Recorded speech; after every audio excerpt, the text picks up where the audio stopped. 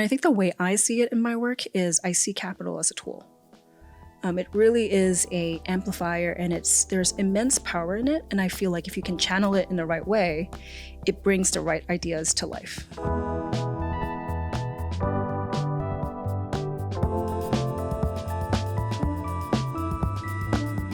Today, we're joined by Tara Tan, founder and general partner at Strange Ventures, a venture firm at the intersection of creativity and computing. With a background spanning design, technology, and early stage investing, Tara has shaped innovative companies through her work at IDEO, Formlabs, and Studio Now, championing ideas that push creative boundaries. But beyond the titles, Tara is a visionary force, curious, deeply thoughtful, and driven by a passion for shaping the future of creative tech. It's a real honor to have her with us today, and I know you're going to enjoy this conversation. Welcome, Tara. Thanks, Ariana. That was a beautiful intro. I'm so glad to see you. I think I could have added an addendum, which is that Tara was a cool girl at the Harvard Graduate School of Design. That's also how I think you were the cool girl. I don't know. We were the cool girls.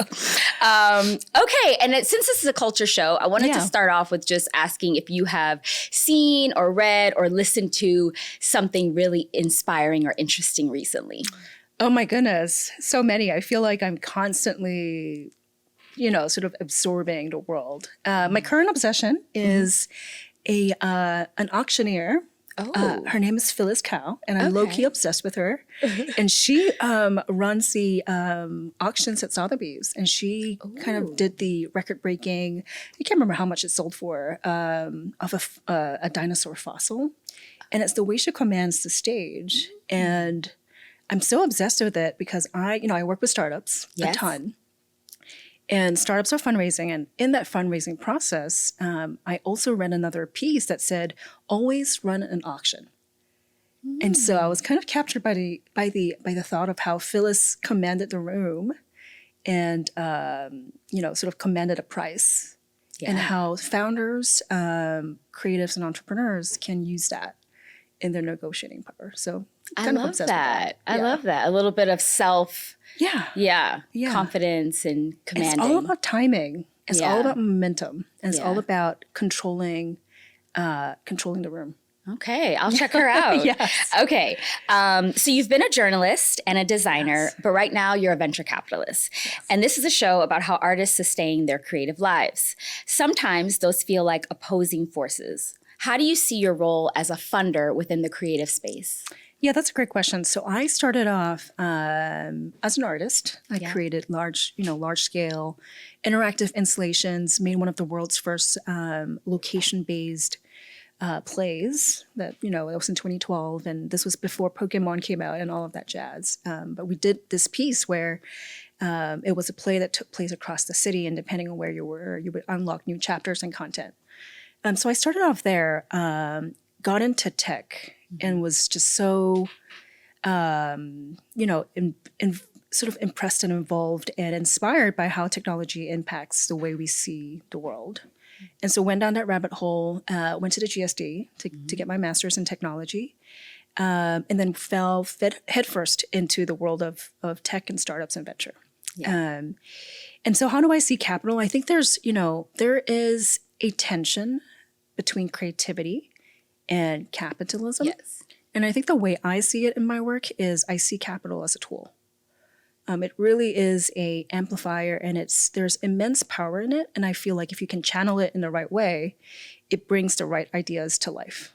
And so that's where I am right now. It took me a long time to kind of get super comfortable with it as a tool. And I'm at a place right now where I find that there's immense power and value in using it well. Definitely. And using it for good. Mm-hmm. Absolutely. So more creatives should be creative capitalists. That's true. That's my pitch. So actually, let's talk about your journey. Yeah. Let's start from the beginning. I know you were a journalist, but tell me about where you're from and how your career sort of started and progressed. I had such an unexpected career, I think. I grew up in Singapore, sunny Singapore. Was in love with theater and film. So I did that. I actually did film in undergrad. Yes. We have that interest in common. Yes, 100%. So this, I love this set. It's so familiar to me. And then my very first job out of college was a journalist for a newspaper. And it was, sort of on a news beat and a culture beat. So, we did everything from chasing down stories to getting quotes to kind of getting to the essence of truth in a very short amount of time. So this was, in the era of print back then. So it was a 5-hour turnaround, 6-hour turnaround. I feel like that sort of journalistic integrity and rigor follows me to what I do today. Yeah. As we're diligencing deals, looking through companies, startups, and getting sort of as close as we can to the truth, or sort of the risks and opportunities involved in each deal. Yeah. And then so you were a journalist. When did you decide to study design? Right. So I was a journalist, but I always wanted to go back to creating art. Okay, yeah. So after journalism, I went back to start my studio called Studio Now, and we created large-scale interactive installations. We toured to Japan. It was really fun. We premiered at art festivals. That's funny. Did we ever talk about this? Because, I know. used to do that. Like, No I way. used to produce art installations, too. What? Yeah. I don't think we ever talked about don't think that. so. But yeah, because Yeah. actually that's the class I was taking at the GSD was with Christophe Wadishko. Right. And it was like art in the public Yes. domain. Yes, exactly that. So exactly that. I think there was a lot of play between the imaginative world and the real world. Yeah. The physical world. Yeah. So I did that. And after creating those pieces, it drew me to wanting to push on that a lot more. And that's when I ended up at the GSD. Yeah. And going from Singapore to Harvard and Boston and all that, Yeah. I feel like you are someone who really maximized your graduate school experience. Would you say that too? I was hopping all over the place. I was at HBS all the time. I was at MIT. It was like, I was a kid in a candy store. Yes. It was amazing. Yeah. It was a great experience. It's a very inspiring environment. So tell me about your experience there and how you got to Formlabs. How I got to Formlabs. Well, I met Formlabs. I can't remember some of the founding team. They wanted me to drop out to work Of on their Harvard? project. Yes, and I said no. I'm going to finish my degree. But they were great. I think they spun out of the Media Lab. Okay. So they were a Media Lab project. I think at that time they were the highest ranked Kickstarter of all time. Wow. So they raised money to build this 3D printer. Okay. That was an SLE 3D printer, which means it used sort of laser to create these prints. And they sold and made these beautiful desktop machines that were, going to get out there and revolutionize desktop manufacturing. Yeah. So producing pieces, not just in factories, but really anywhere. Yeah. So I joined them right after the GSD and really worked with them around design. And by design, we mean everything from branding, marketing to positioning. So we did a lot of customer discovery. We understood the different segments that they were, sort of targeting. So for example, designers, engineers were sort of the primary customer segments. And then we found out that dentists were a big one. Because, the Invisalign patent ran out. Right. And so these dentists in remote sort of clinics were printing their own retainers. Oh, And, interesting. sort of doing it at a fraction of the cost. So this sort of empowerment really inspired me. And, for them, they ended up, after discovering this customer segment, going into a whole line of biocompatible materials that could be done on the 3D printer. So And how did you, so you were in school. Yeah. How did you hook up with the Formlabs people? I can't remember. I think I met them probably at some sort of startup fair. Okay. Because Formlabs, of course, is a huge company now. It's a huge, I think they're 2 billion, maybe, if I'm not wrong. Yeah. 2 or 3 billion. But when I joined them, it was tiny. I probably was employee number 30 or 40. That must have been a really cool experience. It was fun. Yeah. Yeah, it Yeah. was So you fun. worked for It's a them great for a time. couple years after the GSD. That's right. How did you get to IDEO? So for some reason, just California just called me. And I was like, well, it was between New York and California. And I went out west to help. Formlabs set up their West Coast offices. Okay. And then sort of met folks from the IDEO offices there and was really sort of excited about this idea of building ventures. I was speaking to Joe, who was leading the venture labs at IDEO. And so I joined them on this mission to create new ventures with emerging tech. Wow. So that was where I ended up. Yeah. So was that your first transition into venture, IDEO? Yeah, I mean, I thought I was going to, probably start my own thing as a startup founder. Oh, okay. But it turned out, it turned into a 7-year marathon at IDEO, where I really grew up as a venture capitalist there, as an investor. I'm an IDEO trained, VC, probably 1 out of 5 in the world. Yeah. And tell listeners, I mean, IDEO is a huge firm for design people, but in general, how would you describe it? IDEO is such a magical place. It's a global design and innovation firm. And I think it really expanded what design meant particularly in a business context. So they took the idea of design thinking, or human-centered design, which included this design sprint process, which means, understanding the user, having empathy, prototyping, iterating, and coming up with solutions that way. So it was a really great framework that they applied to many things, everything from product design to the design of school systems to reform systems and so on. So it was such a flexible framework that they brought to life. That's incredible. So I loved it there. I want to ask you something about, in a previous interview, you said that you broke up with design. Can you tell me more? What does that mean? Yes. Well, no, it was not broke up with design. It was broke up with art. So I kind of, I had to let go of the artist in me. I feel like chapter 1 or era 1 of my career was really as an artist. Yeah. And I think moving into design and the business world, I had to let some of it go because it's so all-consuming. Art is all-consuming. You know this. I know. Yes. I know. But was this a material decision? Was this an emotional decision? It was quite I don't know. It seems so strange to talk about it, but it was a very distinct decision in my head.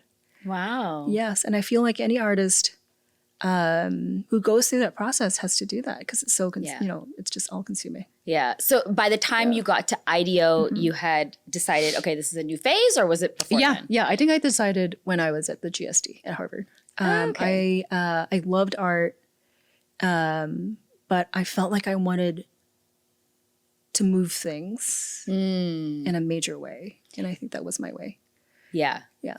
That makes perfect sense, actually. Yeah. Okay, so let's talk a little bit more about IDEO. So I feel like maybe was that a sweet spot for you, working with designers and creatives, but also leaning into this new role as a VC? Yeah, I loved it. I just found this love for the craft of investing. It is such a craft.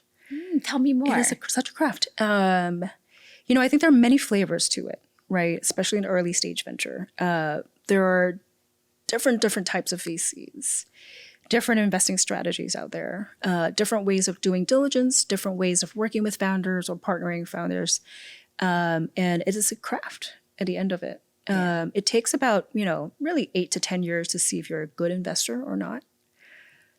10 years? Yeah. Because every sort of fund sort of shakes out in about 8 to 10 years. Or VC fund. So because you're really doing the long game, right? You have to be able to see and spot potential. I hear a lot of VCs say that they are really wanting to invest in founders. How do you think about that? Or for creative ventures, is there something different that you look for than other VCs might be spotting? So at Strange, we are a deep tech venture firm that's modeled after a Hollywood talent agency. So we see ourselves as like a CAA for inventor CEOs. So my job is really to find the most cutting edge inventors, scientists, entrepreneurs who are coming up with these incredible original ideas, and I surround them with the brand building and go-to-market firepower to bring these inventions to market. So that's what I do. And how are you finding these businesses? Oh, there are many ways. So I would say currently, 30% of our founders come from top university labs. 30% are repeat founders. So, some folks have the last founder I backed, his last company was worth $3 billion, and he's starting something new. Yeah.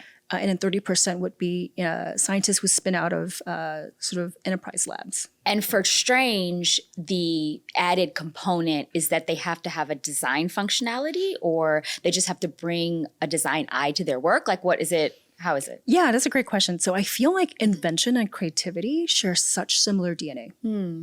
They share such similar DNA. And so our work is to pair up with the most visionary scientists or technical people, and we bring the power of design to what they do.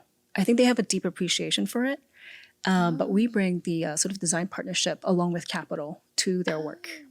Oh, that's interesting. Yeah. That's Okay. And I mean, I guess you know from years now at IDEO and even before, what do you think design brings to the enterprise? Yeah, so design is the act of discovery. So when we write first checks into deep tech founders, so that often means we do a lot of customer discovery work alongside them. Okay. So for example, we invested in a company. It's such an exciting company. It's still in stealth, but they're building the fastest inference hardware on Earth. Wow. It's wild. It's a photonics-based startup. So in essence, what they're able to do is to make light think. They're able to make light waves perform computations. Okay. So you're able to do AI inferences at the speed of light. Wow. Yeah, so it's absolutely wild. Science-wise, it's like science fiction stuff. Yeah. So our work is, they've identified a couple of use cases and applications to go after first. And our work is to support them in that sort of customer market discovery and positioning. Wow. Yeah. And so just in a practical way, you're giving them checks. And then what kind of advice are you giving? Is it mostly design advice? Yeah, so we have a platform. So we support them around narrative building. So it's a brand. So important. Yeah, storytelling, positioning, go-to-market. So understanding the customer, understanding different segments and so on, and sales. And I would say IP and IR support. So investor relations and IP relations. Yeah, so definitely. Yeah. I read or I listened to an interview where you said this is your life's work. Yes. Like this is. Do you feel like that? It is. So when I started off in this journey, so I left IDEO, I would say 2 years ago, 18 months to 2 years ago. It was a very conscious choice. I could either join another firm, start Strange, or do something entirely different. And I decided that if I were to do Strange, this is a 30-year journey for me. Wow. It's my last job ever. Yeah. It's pretty amazing to hear someone say that. I know. It's a pretty damn big commitment. It is. To be honest. But I think, if I did it for 2 years, it's not worth it. Right. It's too painful. But I think probably for potential investors, if I wanted to invest in Strange, there's something really beautiful about being like, Tara's going to be there. She's committed.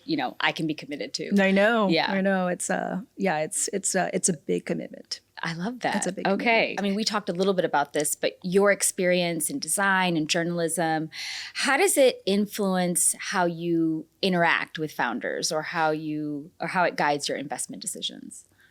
I think there are two things. So we do pretty in-depth diligence on our companies. Yeah. So we would go through sort of a diligence process to interview experts, both on the technical side. We do early commercial validation as well before we make an investment.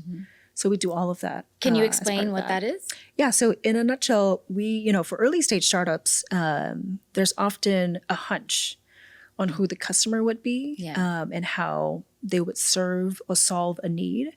And so we would validate that with our enterprise network. Okay. So checking with them, hearing, what would it take for them to buy the solution? Are we even knocking on the right doors? That's an example of that. So it's a lot of work. That is. It's investigative. It's a lot of work to, yes, exactly. It's a lot of work to do that and to de-risk the invention that's out there. Yeah, but so important. How many companies are you investing in right now? So right now we have, I've done over 60 deals. But in our current portfolio, we have about 7. Wow. Yes. That's amazing. 7 superstar inventors. Yeah. So you can get really hands-on with them. Yes. We tend to invest in, I want to say, between 25 to 30 inventors per fund. And let's talk a little bit about technologies, things happening now. Let's talk about AI. And for our purposes, obviously there's some ethical considerations for creatives. There's intellectual property issues. There's labor issues. Right. What is your take on AI and the creative industries? It's a hard one. I feel like, there are a lot of things that are unresolved. Yeah. on the IP front. On the other hand, I see a ton of creative works that are just made with this new tool. And it's absolutely incredible. Yeah. I think the pace of change is very fast. So we are going to see a ton of disruption. I think overall it nets positive for humanity, but that doesn't mean there's a lot of pain. There isn't a lot of pain there. Yeah. And why does it net positive? Do you think that there'll be an increase in just innovation? I think humans have always done better with what they have. Yeah. Birth of the internet was extremely disruptive for many folks. You know, the birth of the steam engine was extremely disruptive. And I know we said that some of these ethical things are kind of to be determined, but what about for artists or filmmakers who are worried about what the AI sort of coming wave? Do you think that that's merited, or you think it's been a bit overhyped? In the sense where it disrupts current roles and traditional roles, I think it is not unwarranted. Okay. You know, it does disrupt what traditional roles are like, right? It does give you new tools. Yeah. So there needs to be new ways of working. So there will be a transition period. Yeah. So interesting. What are you actively using in terms of tools? I mean, I use everything. That's part of my job. So I try out everything. Yeah. You know, it's fun. You know, even editing videos or creating animations. It used to take me forever to do it, or even, impossible in my film days. And now I can kind of create it through speaking to a machine, which is incredible. What are some tools that you use for that? I want to try this. Oh, there's so many. So you can use Veo from Google. You can use Sora from OpenAI. Okay. And there's a whole bunch. There's Kling. There's Runway. But they're amazing. Like, I think, I think there's such a natural way of creating. So I have 2 kids, and my 5-year-old, like, they're just creating on the fly with these tools. Yeah. Like, he's like, oh, make me a sort of a new song based on my play date with my friend at the beach. Wow. And he's like, oh, this song's about me. Like, it's so natural to them. Yeah. And I think it's interesting because there's a generation that's going to grow up entirely just like AI native. I know. Yeah, it's wild. It's pretty wild. I feel like I'm just using ChatGPT. I need to explore. You should totally explore. I think creatives, I've seen such interesting projects from solo creators who are just like building these incredible worlds. Okay, so let's talk a little bit about practical advice. This is a practical show. Raising money.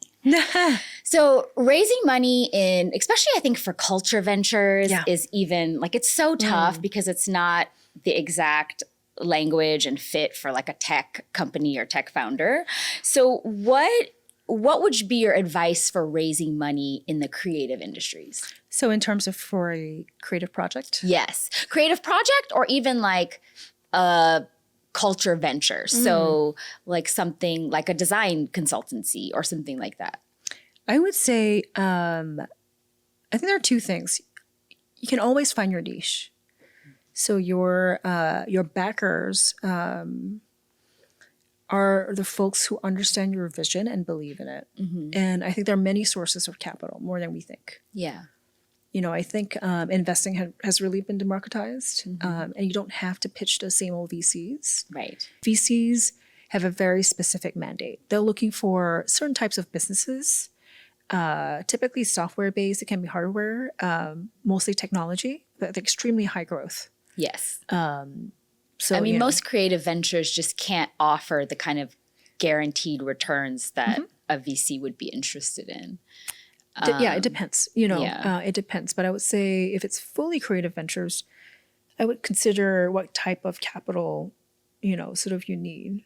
So VCs expect high growth, high return. That means every year they're asking, so what's your revenue growth? Have you jumped 50% year on year? That sort of pressure. Yeah. So you need to find the right type of capital to fit your right kind of needs. Yeah. Artists should think about more creative ways of capitalizing their business.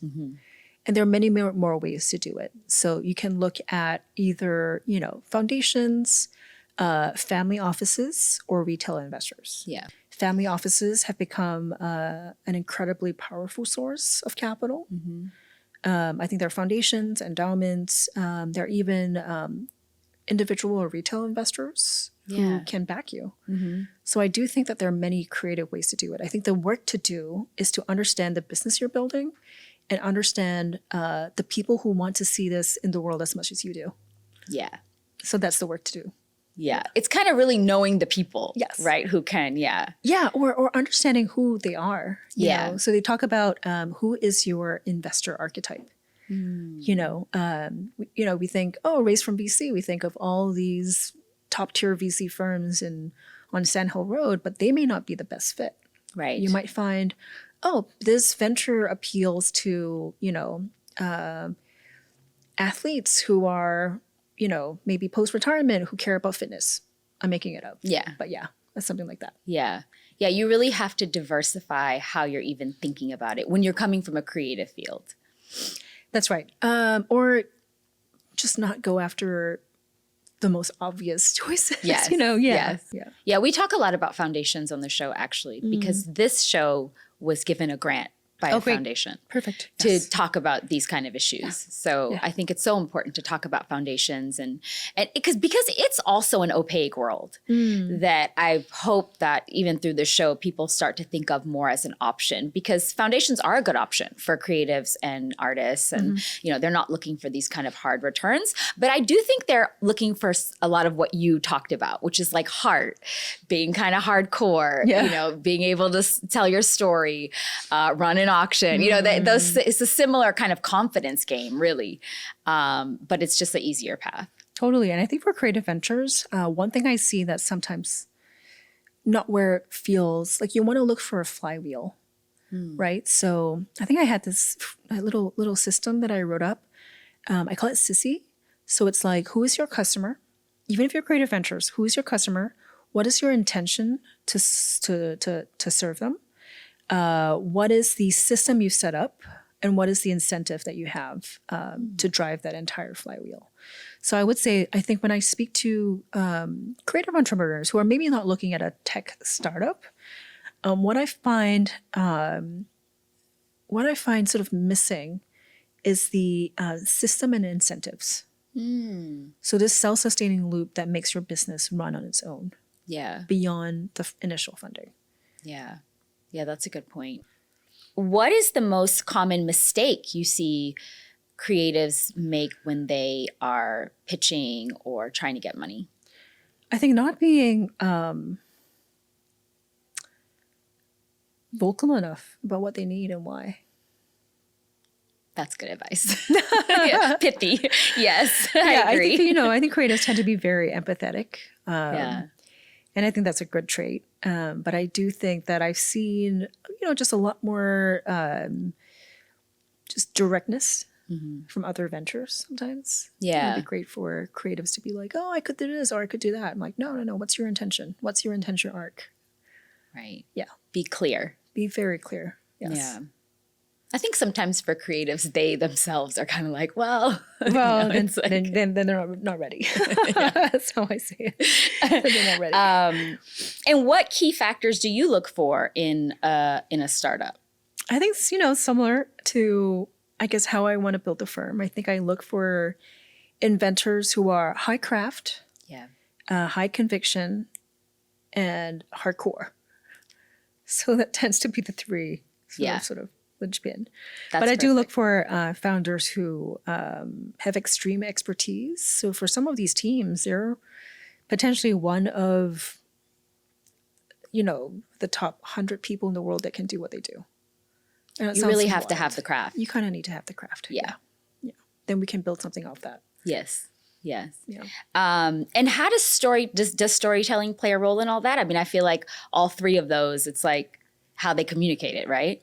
Partly, I think when they first work with us, and that's the, value we bring as a first check investor, it can be very raw. So, it can be the invention and insight can be there, it's absolutely there. But a lot of our work is translating that invention into insight.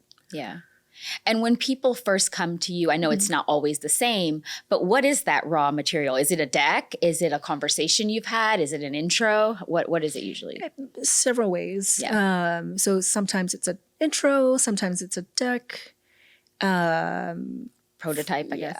Prototype. For them, for the inventor side back, a lot of them have patents in the space.